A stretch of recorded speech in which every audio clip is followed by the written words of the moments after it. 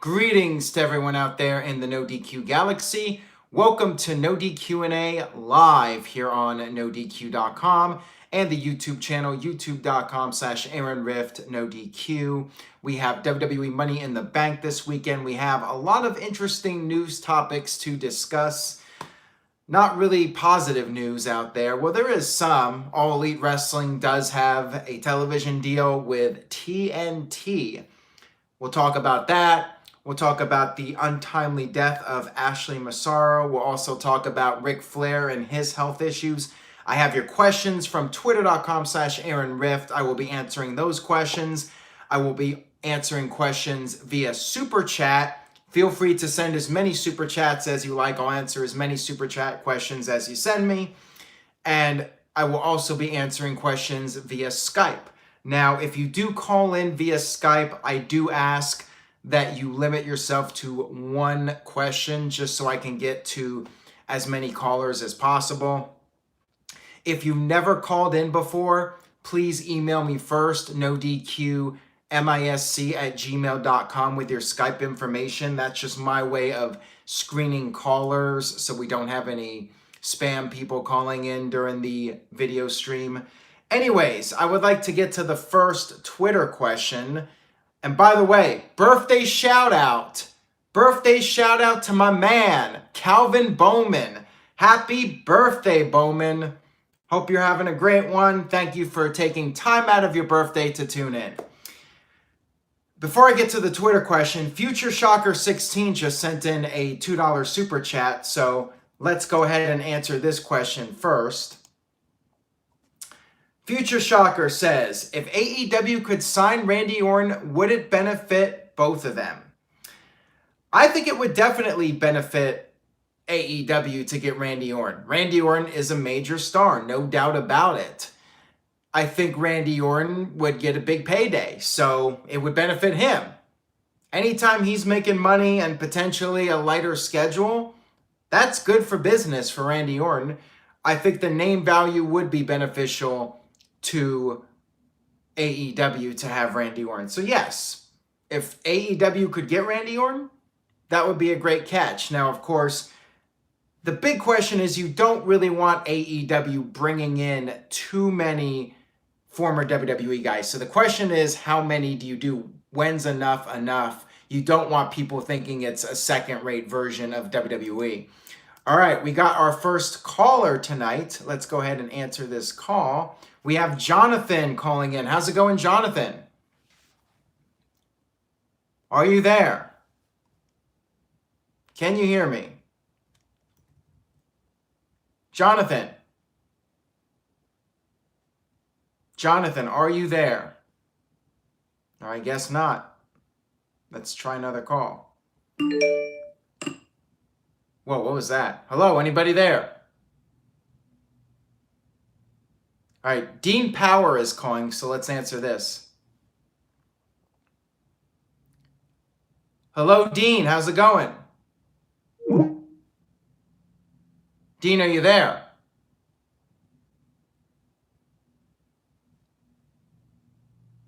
Okay, apparently I cannot get through to anybody.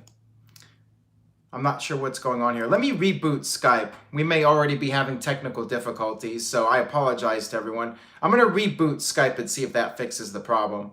In the meantime, let me get to a Twitter question from Caleb Jacobs. Caleb Jacobs wants to know, knowing WWE, do you think that they will induct Ashley Massaro into the WWE Hall of Fame and give her the Warrior Award? I still think she deserves it. No, I don't see WWE putting Ashley Massaro into the Hall of Fame.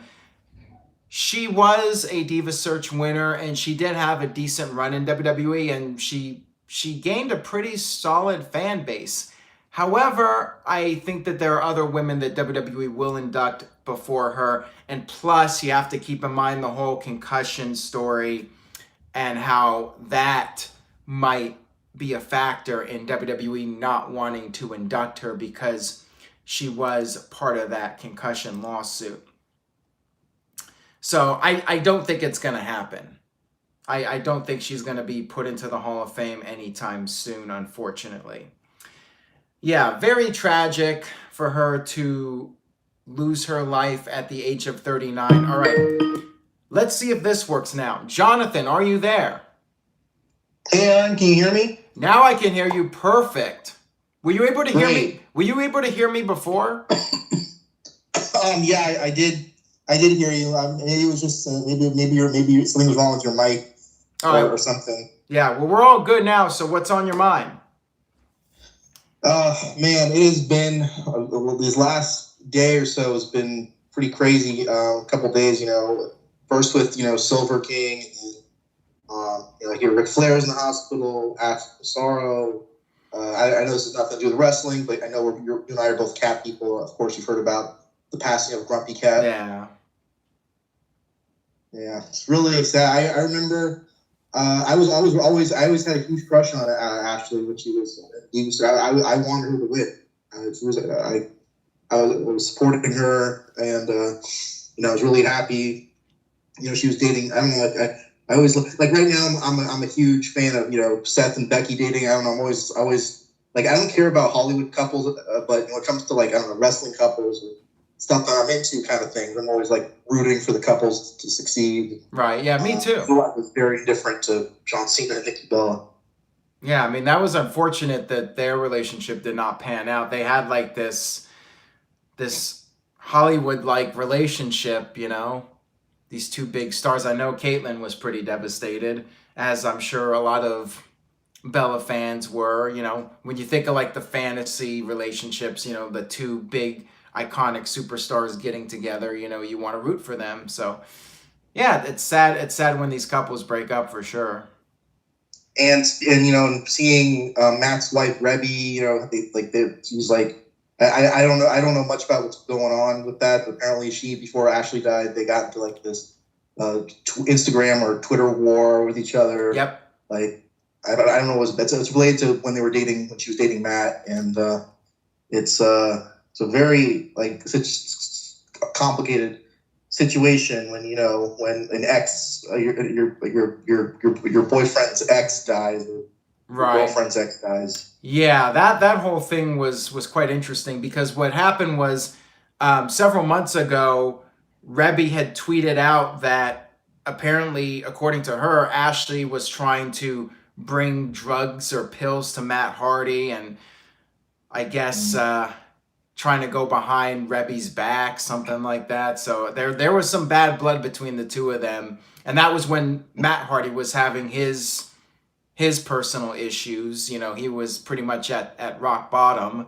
But yeah, I mean, even Jeff Hardy's wife left condolences. So a lot of people are wondering, like, should Rebby have gone about it a different way? Should she have said something? Should she say nothing? Like, and some would argue, like, no matter what she said, somebody would have complained about it. So yeah, I mean, it's definitely an awkward situation. I mean, you had so many people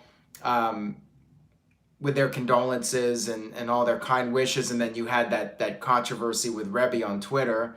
It seems like she definitely manages to get heat sometimes at the wrong times, for sure. And yeah, I guess it's kind of hard. The situation is different with Jess. But she never dated Jess. She dated Matt, so I can't go with Jess wise feelings. A completely different ball. It's very apples and avocado comparison right there. And one thing I want to say is that I really was very powerful to me when Ashley had to leave the company. When I found out, she kept a really good secret. And she had a kid, 7-year-old daughter. And when I saw that, I was like, it reminded me of that. I don't know if you've seen Fighting with My Family yet, but the kid was like in it with both divas about how they're really looking for pot blonde models, right? Dancers, and then and just showing pictures. Like, I'm showing pictures of my daughter. We're not talking about you, and I'm like, yeah, I mean, because we forget, these women, are struggling, they're struggling to find careers for themselves, and some of these women have kids, and yeah. Ashley's one of those, and I really feel bad for her daughter. I mean, she's just turned 18, like within the last year or so. Right. Yeah, that's really heartbreaking, especially when you see what she posted on Instagram. Just really sad story. Yeah, I saw that was, yeah. Yeah, Cindy just left a $2 super chat saying, stopping by to say hi before my final exam, RIP Ashley. Thank you for that, Cindy, and good luck with the final exam on behalf of everybody here. The power of positivity is with you. Oh, and Future Shocker 16 just sent in a $5 super chat, so he wanted to add his own take on this. He says, I think Rebby just likes the attention, and so she says this stuff. Truth is shed be even more irrelevant than she is now without being married to Hardy. So there you go. Thank you for that, Future Shocker. Jonathan, any other comments or anything you would like to plug or promote? Rest in peace, Silver King. Rest in peace, Ashley. Rest in peace, Grumpy King. If you guys want, I don't care I put my Twitter before. If you guys want to follow my Instagram, most in the chat at my Instagram, ZOMG Ruler, and I'll be in the chat as ZOMG Ruler, and I'll stick around and listen to other people for a little while longer. Then I'm gonna go see John Wick with what I'm going out with. All right. Well, thank you so much for calling in. I really do appreciate it. No problem, man. Have a good weekend, man. All right. Thank you. You too. Take care. All right. That was Jonathan calling in. So Skype is open now. Wait a minute. We got Mike Nixon calling in. Holy crap. Hello, Mike Nixon. How's it going, Aaron? Doing well. How about you? I'm doing pretty well. So I just want to say that I'm kind of like all these trolls on the troll accounts on Facebook making a little joke of Ric Flair. I think that they all need to get a life. I mean, what if that would? It just pisses me off. Like, what if that was somebody in their own family that was going through some kind of medical crisis like that? You know what I mean? Yeah, I hear ya. And people just do it to be pricks.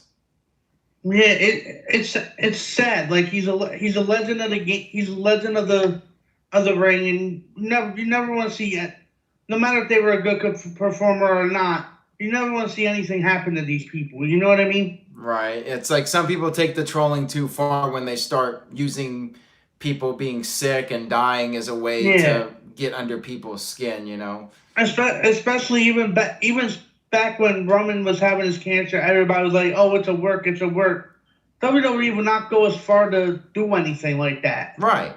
As much as they done unlogical stuff in the past, they wouldn't go as far to make a storyline of somebody having cancer and making it a whole skit. You know what I mean? Yeah, exactly. It's just sad. So sad. It's sad that Ashley passed away. I've read a little something that she committed suicide. Well, that's unconfirmed at this time, but there is the speculation that that's what happened to her. But that's what I mean. That's what I mean. The speculation it's just horrible. Yeah, it is. I mean, it's just sad. I've been through the ups and downs of drugs in my family, and it just sucks. Yeah, it's just it goes to show you once again that even if somebody has fame or money, or even if they have close family, and Ashley had her daughter, I'm sure she loved her very much. You know, even if you have those things, that doesn't guarantee happiness. We saw it with Robin Williams. We saw it with Chris Cornell. We saw it with Chester Bennington. We've seen it with several WWE stars that have taken their own lives. So, yeah, it's just very tragic. And I know that there may be more to this also with, the concussions and how that can mentally affect people too. And the Von Erichs, as the real SC says, you can also add the Von Erichs to that list. You know, people that achieved success by what most of us would identify as success, you know, making money, having family, being successful at what you do. But then in the end, quite a few of them end up taking their lives. So hopefully this does bring more awareness to the situation, and in future generations, people will be more careful. They'll know the warning signs, and they'll be able to help people that are going through rough times. Exactly. But before I go, I did have at least just one wrestling question for you. All right, sounds good. So, who would you like to see when Bray Wyatt actually returns in the ring? Who do you think would be a suitable feud for him to start out with? Good question. So, first of all, I don't think he should be wrestling anytime soon. Like, I like the idea that was proposed by Bully Ray, and I think we talked about it on the No DQ review too. Like, keep him out of the ring for a while. Let him show up and tease something and maybe interfere in matches, but I would keep him out of the ring for a while. And at this point, I don't know who would be the best opponent for him because I'm not sure what this new character is going to be doing exactly. So I really got to see what this new Bray Wyatt's all about. But you obviously want to put him in there with the big names if possible. Because I kind of had an idea, since they kind of bring this character back for special occasions at big pay-per-views. How about maybe when they start doing the Summer Slam storylines, you can have Bray Wyatt interfere in one of Balor's matches, and we can finally maybe get a Demon Balor versus this creepy Bray Wyatt new character. As long as it's not Sister Abigail. Remember when they tried doing that? Oh my god. Yeah. That was horrible. Yeah, but Autumn whatever his last name is, he said Finn. So yeah, other people were suggesting Finn too. Finn would be a good choice. Maybe an Aleister Black might be an interesting choice. So we'll have to wait and see. That would be interesting too, because he has a little dark side to him too. Yeah, for sure. All right, well, thank you so much for the call, Mike. I really do appreciate it. Anything you would like to plug or promote? Nothing to plug and promote, but I wanted to say congratulations on 100K on your other channel with your cats. Thank you. I appreciate that. And don't worry. Sooner or later, one of these days, you'll definitely reach 100K for NoDQ. It's going to take a matter of time, but it'll happen for you.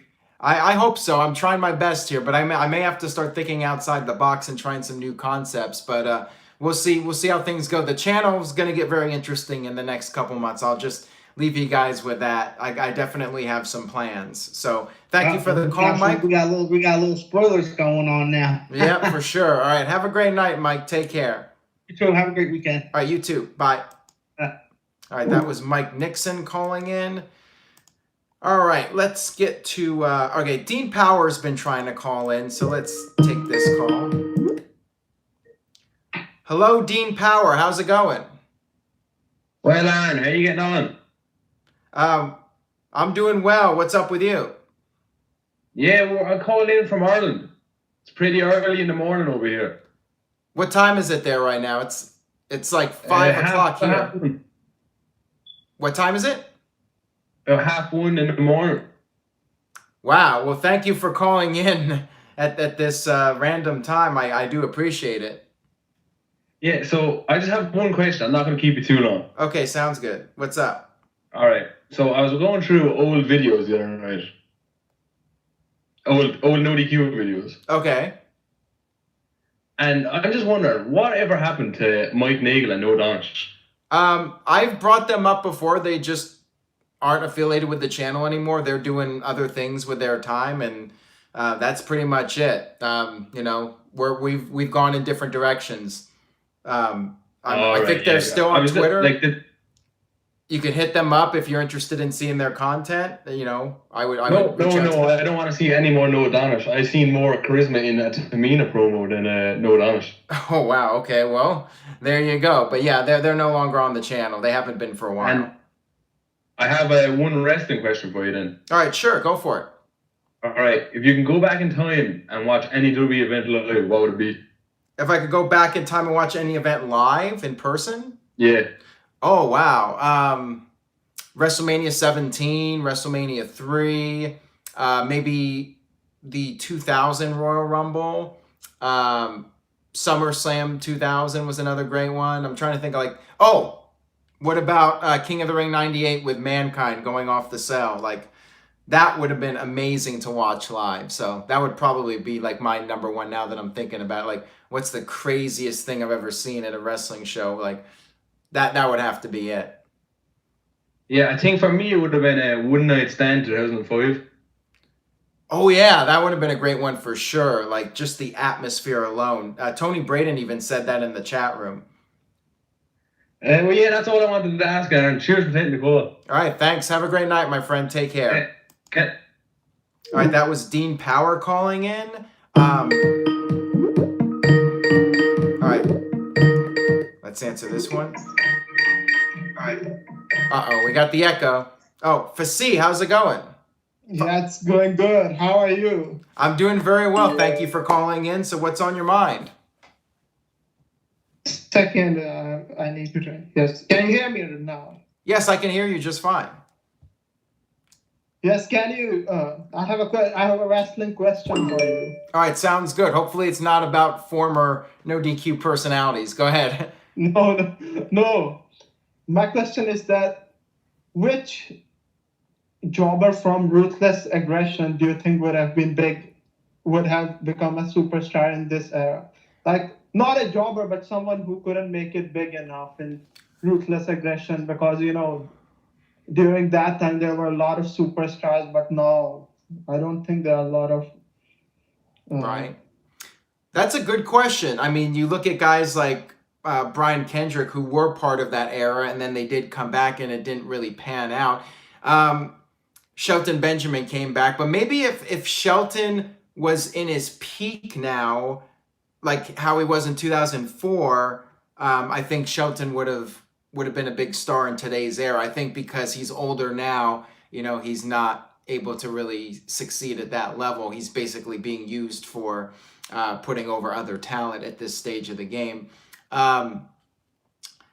Carlito is an interesting one. I think maybe if Carlito was around now, he might be a bigger star. I mean, that's a really tough question to answer. So the real SC says, I'd say Bam Neely. Ugh. I never. That fat guy with Chavo Guerrero, I think. Yeah. No, I don't think he would have. Another guy. Okay, here's a good one for you. Frankie Kazarian, because he was in WWE around 2005 and they did nothing with him.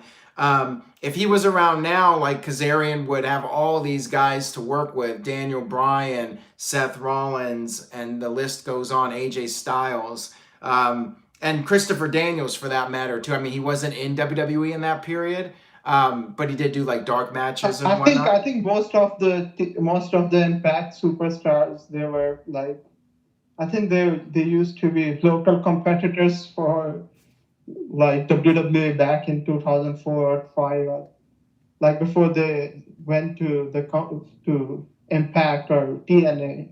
Yeah. Yeah, a lot of them used to make sporadic appearances in WWE. Yeah.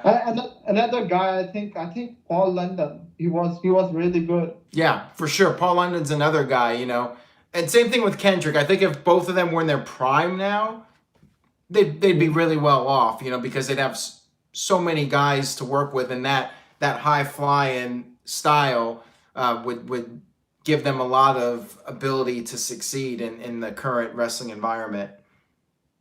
Yes, because I think in past high flyers were used as a pawn for big monsters. Right. Unlike today, you have got really good high flyers like Ricochet and Mustafa Ali and all of them. But back in the day, I don't think that WWE used to see high flyers as a really good thing. They just used to think of them as flip monkeys. But now, right. Yeah, I mean, you got to think about it. Like, would Seth Rollins have been a top guy in 2003, 2004, 2005? Probably not. He probably would have never gotten past, the cruiserweight division. They would have thrown him in there or something, and he would have never ended up being a big deal that he ended up becoming. So, yeah, a very interesting question. Thank you for that one. Anything you would like to plug or promote?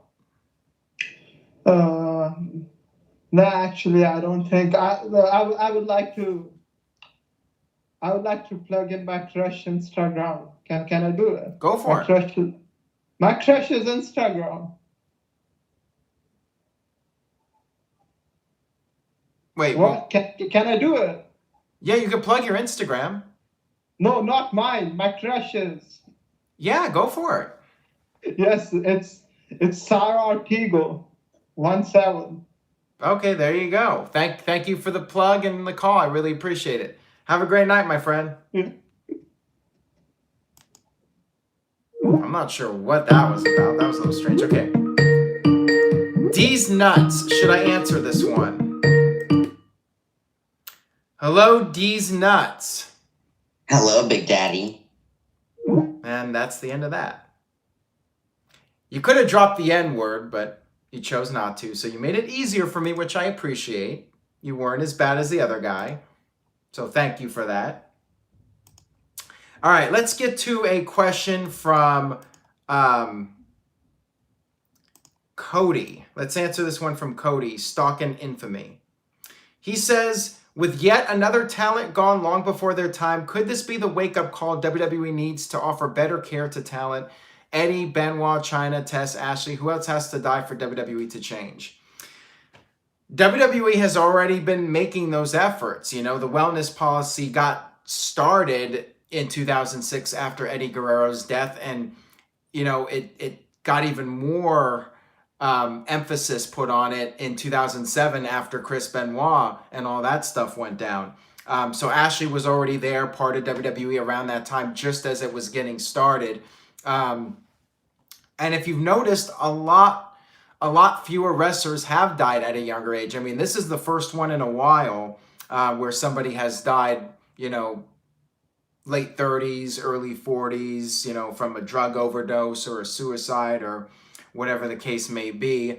So yeah, WWE is already making that effort, and, you know, they don't want these headlines. They don't want the negative publicity, you know, that all these wrestlers are dying young. So, you know, they're doing what they can, and I think they are making efforts to take care of the wrestlers more than any other time in history. I think there's been a huge change over the past decade or so in terms of looking out for talent and not taking any chances. I mean, look at Daniel Bryan. You know, they kept him out of the ring for you know, that 2-year period, 2-3 years, because they didn't want to risk anything with him. So they were being really careful, and you know, they're being careful because Daniel Bryan was on the top of the world, making WWE a lot of money.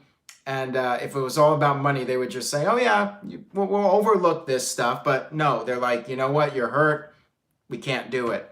You know, so there is that effort by WWE to take better care of the talents and put people over profit to a degree. I mean, I'm sure there are times where they sometimes might say, hey, we gotta cut corners here, and we gotta come up with something that's not gonna screw everything up storyline wise. But yeah, like stuff that happened in the 90s with Steve Austin, where he was injured and he was wrestling all the time while injured. Those days are gone. If somebody's hurt, they take some time off. And I got another question here from Joshua Anderson at Rainmaker Vegeta. He says, hey Aaron, do you see WWE using the Firefly Funhouse as part of Bray's new gimmick, like a split personality? He cuts promos with the Funhouse Bray, and then the masked Bray wrestles whoever he's feuding with. Before I get to that, let me take this call here from Mike. We got Mike calling in. How's it going, Mike? Yes. Tyler, yeah, I'm calling in from New York, Lake Eastco. How's it going, my friend? Yeah, it's going great. I also have two questions. One, are you going to interview with also pro wrestlers? Because I know you interviewed with Rob Van Dam like a long time ago, but are you going to do more and then the upcoming years, or is it possible? I I mean, it's possible. I don't know if it's going to happen anytime soon or not. That was more Jeff Meacham's thing. He really enjoyed doing the interviews. Me, not so much. It wasn't really my thing. But Jeff was originally going to go to StarCast, but things fell through with that. But I wouldn't rule out something in the future. Like, I could definitely see some interviews if Jeff can make it happen. But Yeah, that would be awesome. yeah. I mean, part of the problem, is that WWE has a media ban. AEW might be easier, although Cody Of isn't course. exactly the biggest fan of NoDQ.com. He has NoDQ blocked and me blocked, so Yes. that might sounds good. that might be a little bit of a problem there. I heard you. RVD was under contract to WWE when he did at least a couple of those interviews, and he was like, Yeah, that was awesome. yeah, he was like, I don't care, I'll just do whatever. Like, he didn't care about Yeah, he just going don't care through- about it. He just want to get the interview going. Yeah, he didn't care about having to like get approval from the office or anything. But the thing about the interviews is like, if we're gonna do them, like, I want to ask the hard hitting questions, and the problem is that like for WWE, they want the interviews to be as safe as possible. So you have to have everything screened in advance, and there's certain things you're not allowed to ask, and there's limitations put on it. So it's extremely difficult to like do it to somebody who's currently in WWE if you actually want to be able to ask them questions that might be controversial. So it's a tricky business. There's definitely an art to it for sure. Absolutely. And then I also have one question for the All Wrestling thing. The wrestling question. Sure. Do you see Bobby Roode and also DC3 having a big push, or do you see it coming up very, very soon, or what do you say? Bobby Roode, I think, quite frankly, I think his push is over. I think they gave him like a 1 week push. He shaved his beard, had the Right. mustache, and now that's done, Vince has already moved on to his next toy. And the other guy, who did you mention? Who is the other guy we're talking about? DC3. EC3. Oh, yeah, they've already given up on him. I don't think he's going anywhere, unfortunately. Maybe Okay. back to NXT, but it's not looking good for him. And that's Possible. that's bad because you look at him and he's got the body and he can talk. He does. He actually does get the body, though. Yeah, so I mean, the fact that they're not using him, I think that's a really bad sign that he's not going to go anywhere in the company. All right. So No yeah, thank you so much for the call. I appreciate it. Yeah. Anything you would like to plug or promote? I also want to plug in and promote. I mean, your things. You can also follow me. Nastel the World. All right. Thank you so much. You could also mention it in the chat room for everybody. Yes. Yes. We hope you have a great weekend. All right. You too, my friend. Take care. Good night. All right. Good night. All right. That was Mike. You guys can check out his Twitter page. Keith Johnson with a $2 super chat says, Aaron, can we admit AEW is good for the industry? I've admitted it. I mean, I'm the first one to tell everyone that competition is what the wrestling business needs. Thank you for the super chat. The more people watching wrestling, the more people talking about it, it's good for everybody. It's good for the talents. It's good for the promotions. It's good for WWE because they have to work harder. They have to be more creative. It's good for everybody. It's good for websites like NoDQ.com. So yeah, I definitely think AEW succeeding is best for everyone. And, I hope they're able to make it work out. All right, let's see here. I think we're going to get Chris Mason here next. Let's see if we can get Chris Mason. Chris, how's it going? Hey, it's going. I just, like I said, I'm at work and caught you live, so I figured I wanted to try to call while I had a chance. All right, so what's on your mind, my friend?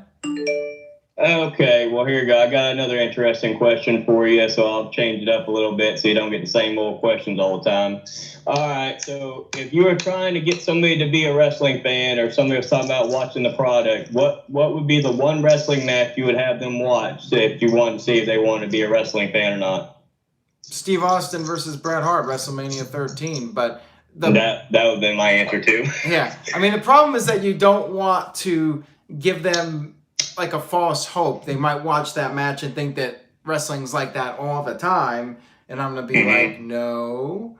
Sometimes it's good, sometimes it's not so good. But there is a lot of content you can watch back in time and go on the network and check out various matches from over the years. Another one would be Shawn Michaels and Undertaker, WrestleMania 25, maybe even the first Hell in a Cell match. Definitely not any DOA matches.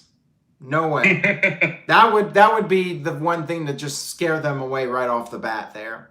So that ain't gonna happen. So what would be the one match you tell them never to watch if they don't want to be wrestling fans? What would be the worst match you tell them never to watch? Pat Patterson versus Gerald Briscoe in an evening gown match For the hardcore title. Yeah, that's one of those horrible matches. Let's not bring that up ever again. People might actually go watch it now. Could we said something? Or Scott Steiner versus Kevin Nash versus Goldberg from New Blood Rising. That would be another one. Or any Triple H and Scott Steiner match. Yeah, that would be the best one to watch, yeah. So, all right, then. Well, I got to get back to work, but I figured I just wanted to give you a call real quick while I saw you were live. So, you try to have a good night. All right, thank you. You too. Take care, my friend. All right, you too. All right, bye. All right, that was Chris Mace. All right, so let's get to this next question, which I hadn't answered yet, from Joshua Anderson. Oh, wait, I will get to you, Joshua. Be patient. Chat site forms for the $2 super chat says, what did you think of the McGee and Bret Hart match? I thought it was a good match. I'm a little surprised that we never saw McGee actually succeed in wrestling, because he looks like a guy that would be a huge success. And I don't know what happened. Maybe he just didn't pick up on wrestling. Tom McGee, he had the hair, he had the body, he was athletic. Maybe in a different era he would have succeeded. Maybe if he had more years to be developed, he would have been able to be a huge star. But for whatever reason, it didn't work out for him. But yeah, that was a really entertaining match. And the guy definitely had some charisma, and yeah, I was definitely intrigued by that match and just wondering, like, wow, whatever happened to this guy? Why did he never make it? Definitely one of those big mysteries in wrestling. But thank you for that. Thank you for that comment and question. I appreciate it. Now to get to Joshua Anderson's question regarding, do you see WWE using the Firefly Funhouse as part of Bray's new gimmick, like a split personality? I could see that possibly, but at this time, like, I don't know what direction the character is going in. Maybe he will keep doing this where, like, he'll come out one moment all happy and friendly, and then the next minute he'll throw on the mask and he'll be a maniac again. So yeah, I mean, I suppose it could be done. I do think it's an interesting change of pace with the character. So I wouldn't mind seeing it. But again, the writing really has to be strong for this to work. If it's not strong, this thing's going to fizzle out pretty quickly. The mask is badass. I really like the mask, and I think there's a lot of potential with that. So we'll see what happens. All right, so got this question here from Murray. He says, hello, Aaron, please answer in video. Could the NWO angle still have been successful and changed wrestling if Bret Hart was the third guy and was in the Hogan role as the leader of the NWO? And would this have led Hogan to go back to WWE in 1997? So, as a general rule, I'm not a big fan of the what if questions. In this case, I don't think Bret would have made the NWO successful. It was a combination of Hall and Nash bringing in the cool factor and Hogan with the star power and just the absolute shock of the biggest star in wrestling going heel. I mean, that really changed the game when Hogan turned heel. It was something people were waiting for years. Bret just would not have had that impact that Hogan had. So yeah, I think maybe it would have been somewhat successful, but not at the level that it was with Hogan. Hogan definitely changed the game, changed the wrestling business with that heel turn. And, at the time, it was like the most shocking thing to see him do it. I mean, you were thinking like maybe it would happen, but, it was one of those moments where you believe it when you see it. So when he finally came out, you're like, holy crap, I can't believe this is happening. With Bret, yeah, I mean, it was cool, but Bret was also a heel with the Hart Foundation, and he wasn't like the biggest babyface of all time like Hogan was. So there was a difference. Bret just didn't have that star power that Hogan had. And then I got a question here from Brandon. He says, what are your thoughts on Grumpy Cat's death, and what was your favorite moment of Grumpy Cat? Well, this isn't really a wrestling question, although I guess you could say it is to a degree, because Grumpy Cat was on WWE television. He was the special guest. I think I like the interaction between The Miz and Grumpy Cat the best. So I would go with that. Just the first thing I can think off the top of my head. But yeah, rest in peace, Grumpy Cat. Definitely a sad moment in wrestling. One more thing I did want to talk about is Ric Flair. At this time, he was scheduled for surgery today, Friday, but I guess there were medical complications and the surgery is now taking place on Monday. It's definitely worrisome. I don't know if TMZ was going overboard with talking about the severity of his condition, but let's face it, Ric Flair at his age, any procedure, it's going to be considered serious, and especially when it's delayed, there's got to be something going on here. So my best wishes go out to Ric Flair and his family. Hopefully he'll be all right. They're cutting it really close with StarCast. The StarCast event, there's going to be this big Ric Flair roast next weekend for StarCast, right before Double or Nothing. So I don't know if he's going to be able to make that, because he's literally only going to have like 4 days before the event, after having a procedure that was delayed because there were medical complications. So we'll see what happens. Hopefully everything will be okay with Rick and he'll be able to get back on his feet quickly, and he can continue entertaining us as only the Nature Boy can. And again, I wish the best to AEW. That's the big positive news of the week, the fact that AEW got this deal with TNT. And I'm hoping that they can, from a production standpoint, be able to deliver on a consistent basis. That's really going to be the key for AEW. I know they can put on 1 or 2 great shows, and maybe even 1 great show every couple of months. But can they put on a consistently entertaining show week after week after week? That's the big test, and we'll find out in October. We'll see what they can do. There's all this hype, and the expectations are perhaps at record levels of being high. Can AEW live up to those expectations? Only time will tell on that. And again, I wish them the best, because AEW succeeding means the wrestlers are succeeding, the promotions are succeeding, indie promotions are succeeding, wrestling sites like NoDQ.com are succeeding. It's good for everyone. It is truly best for business.